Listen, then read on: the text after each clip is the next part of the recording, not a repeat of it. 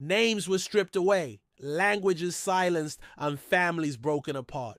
Yet the blood never forgets. Hello and welcome to this special series. Today we begin an extraordinary journey. We ask, can we trace a family, a clan, all the way from Africa to the United States? For centuries, the story of the African diaspora has been one of separation, loss, and survival.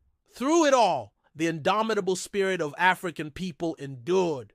Today, with history, culture, and even DNA, we can follow the path of our ancestors, uncovering their stories along the way. Before borders, before colonization, Africa was a land of kingdoms, clans, and families. The Mandinka of Mali, the Yoruba of Nigeria, the Akan of Ghana, the Kongo of Angola. These were not random groups of people. These were nations with traditions, leaders, and deep family lineages. Most of the enslaved who ended up in America came from West and Central Africa. From Senegal and Gambia in the west, down to Congo and Angola in the south.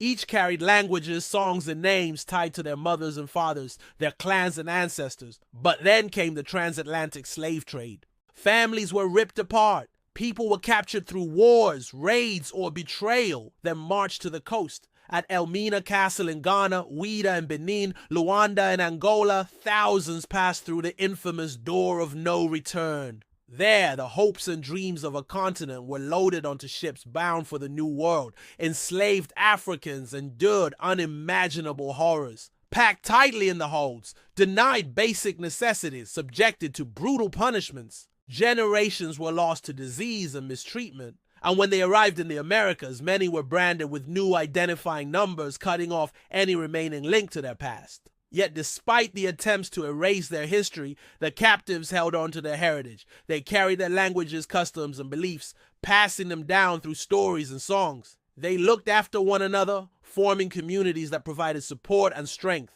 But the transatlantic slave trade continued for over 200 years, forcing together those who had never met. Before, the vast majority of Africans sold into slavery came from one of three regions, many from what is now Nigeria and Cameroon, where the powerful kingdoms of Benin and Oyo thrived. Others hailed from the area around the Gold Coast, present-day Ghana, and the Slave Coast, which stretched from the Senegal River in the north to the Congo River in the south. These regions were connected by extensive trading networks, but the people within them were distinct. When captives from different regions were thrown together on slave ships, their differences might have initially caused friction. But out of these differences arose a beautiful fusion of cultures, giving rise to new traditions and customs. Yoruba would meet the Igbo, the Mandinka, and the Kongo. All of them shared one common goal: to survive and hold on to their collective humanity. They helped each other navigate the challenges of enslavement and preserve their individual identities. They sang songs in their native tongues, told stories of their homelands, and kept their traditions alive. This fusion created a rich tapestry of African American culture, laying the foundation for what will become a vibrant mosaic of traditions, music, art forms, and spiritual practices. It was a testament to the resilience and adaptability of African people, demonstrating their ability to forge new identities while maintaining their cultural roots. In America, the captives were dehumanized. Enslaved Africans became property, bought and sold like commodities. Families were torn apart, names were erased and replaced with the names of slaveholders. A Kofi became Tom, an Adjoa became Mary. Records of their true identity were deliberately destroyed. Despite the inhumane treatment, Africans held on to their identity. Any chance they got, they gave their children African names in secret. And though they could no longer speak their native languages freely, they found ways to incorporate their words into everyday speech. Many turned to religion for solace and found ways to incorporate their beliefs into Christianity. They saw the parallels between the struggles of their ancestors in the Old Testament and their own experiences in America. As generations passed, African Americans continued to find ways to keep their culture alive. On the Sea Islands of South Carolina and Georgia, the Gullah Geechee people preserved many aspects of their African heritage. They held on to African words, foods, and stories, creating a unique culture that blended African, Native American, and European influences. In Louisiana, Yoruba traditions mixed with Catholicism to form voodoo, a religion that combined elements of both cultures. Throughout the diaspora, Africans in the Americas maintained their connection to the homeland through music. Songs were a powerful way to pass down history, express sorrow and hope for a better future. Call and response patterns, work songs, and spirituals all echoed the rhythms and call and response patterns of traditional African music. Enslaved Africans showed resistance in various ways. Sometimes it was through subtle acts of defiance, like breaking tools or feigning illness to slow down production. Other times, it took the form of full-scale rebellions, like the Stono Rebellion of 1739 in South Carolina, or the Nat Turner Rebellion of 1831 in Virginia. Although these rebellions were often met with brutal crackdowns, they demonstrated a refusal of enslaved Africans to accept their fate passively.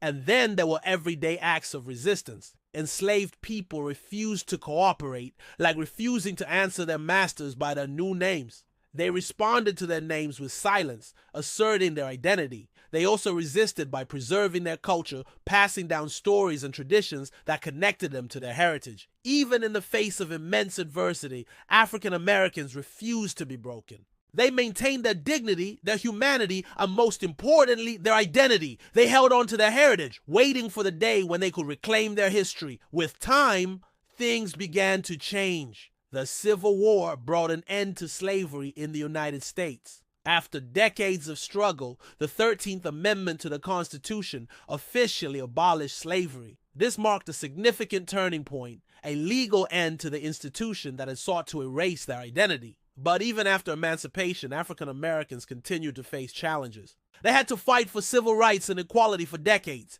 yet throughout it all, their connection to their African roots remained strong. During the Great Migration of the early 20th century, millions of African Americans moved from the rural South to cities in the North and West in search of better lives. As they settled in new places, they brought their culture with them. Jazz, blues, and gospel music spread across America, capturing the hearts of people from all walks of life. During the same period, intellectuals and artists of African descent began exploring their heritage through literature, art, and music. Writers like W.E.B. Du Bois and Langston Hughes celebrated their African roots while addressing the social and political issues of the time. Artists like Aaron Douglas and Augusta Savage incorporated African motifs and symbols in their work, reflecting a growing pride in their heritage. But it was during the late 20th century that the connection to Africa was redefined. Pan-Africanism emerged as a powerful movement, emphasizing the unity and solidarity of people of African descent worldwide. Leaders like Kwame Nkrumah and Jomo Kenyatta led their countries to independence, opening a new chapter in African history. Back in America, the civil rights movement of the 1950s and 60s aimed to end racial segregation and discrimination. Icons like Martin Luther King Jr. and Malcolm X became symbols of a struggle for equality. And though their approach differed, both leaders drew inspiration from African philosophy and history. And now, in the 21st century, technology has made it easier than ever to connect with our roots. With a simple DNA test, we can discover our ancestral origins and trace our family lines across continents. The internet has opened up a wealth of information, allowing us to delve into genealogical records, historical documents, and personal narratives. Today, we are fortunate to live in a time when the narrative is shifting. There's a global emphasis on acknowledging and celebrating diversity, including the rich tapestry of African American culture. Museums and educational institutions are taking steps to showcase a more inclusive and accurate portrayal of history. Memorials and monuments are being erected to honor the resilience and contributions of enslaved Africans. But the question remains, can we trace a family from Africa to the Yuso? The answer is, not always by name, but by lineage, by blood, by culture. The connection is still there. A Yoruba child sold into slavery in the 1700s may never have passed down his last name, but his great-great-grandchildren in America still carry his DNA. An Akan mother's wisdom may not be in records, but it lives on in African American traditions. The chains tried to erase Africa, but Africa is still alive in the blood, in the rhythm, in the spirit of millions of African Americans today. The story of tracing family roots from Africa to the Uso is not just about history. It is about identity. Every step, every discovery, every connection brings us closer to healing the wound of separation. The past may be painful, but the future is powerful because Africa never left. It is within us. Thank you for watching this episode. If you're excited to dive deeper into hidden histories, we'd love for you to share your own stories with us. Don't forget to subscribe and join our adventure of rediscovery. Your tales matter, so reach out at storiesassignmentcentral.org. See you next time.